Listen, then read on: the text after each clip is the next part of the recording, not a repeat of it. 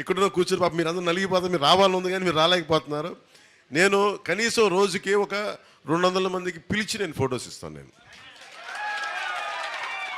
కాకపోతే అంటే ఎందుకు మనకేంటి కొన్ని ప్రోటోకాల్స్ పాటించకపోతే ఏమైపోద్ది అంటే, చాలామంది కొంతమంది ఈ కిరాయి మూకలు ఏం చేస్తారంటే, ఎక్కువ మంది వచ్చినప్పుడు సన్న బ్లేడ్లు తీసుకొచ్చి కట్ చేస్తూ ఉన్నారు సెక్యూరిటీ వాళ్ళని కూడా, నన్ను కూడా.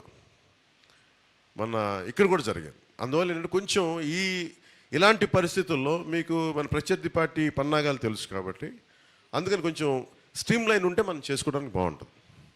సో నేను పిఠాపురంలో ఇప్పుడే కాదు, రేపు పొద్దున మీరు భారీ మెజారిటీ ఎమ్మెల్యేగా గెలిపించాను. నేను ఒకటి అనుకున్నా, రోజువారీ కార్యక్రమంలో ప్రతి మండలం ప్రతి గ్రామంలో కూడా మనం ఎవరైతే ఉన్నారో అందరికీ నాకు ఫోటోలు ఇవ్వడానికి నేను సంసిద్ధంగా ఉన్నాను.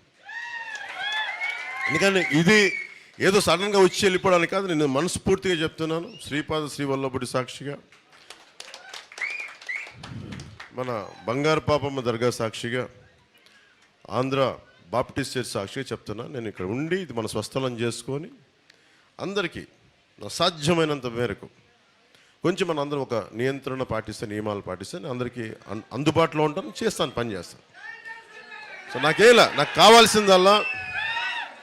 కావాల్సిందల్లా నేను ఫస్ట్ టైం నేను మొన్న పార్టీలో మన సెంట్రల్ హాల్లో చెప్పాను, మన పార్టీ కేంద్ర కార్యాలయంలో.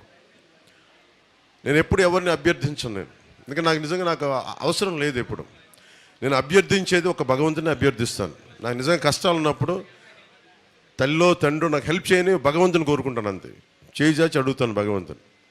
మళ్ళీ అలాగే నేను ఈరోజు 2 సార్లు కోరుకున్నాను భగవంతుని. ఎప్పుడు భగవంతుని కూడా నా కోసం ఎప్పుడు కోరుకోను.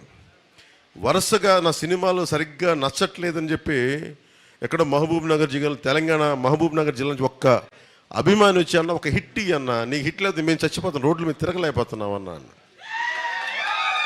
అప్పుడు ఒక్కసారి కోరుకున్నా భగవంతుని, నా కోసం కాదు కానీ తండ్రి, నా అభిమానుల కోసం ఒక హిట్ ఇవ్వని, చచ్చిపోతాను, వీళ్ళ ప్రేమను భరించలేకపోతున్నాను అనుకున్నాను. అలాగే భీమవరంలో ఓడిపోయిన తర్వాత మన వాళ్ళందరూ నలిగిపోతుందని అడిగాను, తండ్రి ఒక్కసారి ఆ గెలిపించే విజయం అంటే ఒకసారి చూపించావు, మా వాళ్ళు చంపేస్తాను నన్ను అనుకుంటే, ఆ అడిగినందుకు కోరికగా పిఠాపురం నన్ను పిలిచాను. పిఠాపురం అందుకే చెప్తాను, నేను రుణగ్రస్తుడిని. పిఠాపురానికి నేను రుణగ్రస్తుడిని. సో అందుకని నేను ఇక్కడ చెప్తున్నా, ఏదో ఒక గ్రామంలో ఇల్లు తీసుకుంటాను. ఏ గ్రామంలో 54 గ్రామాలు ఎక్కడ ఉండాలి, ఏ మండలంలో ఉండాలని ఎత్తుకుతున్నా.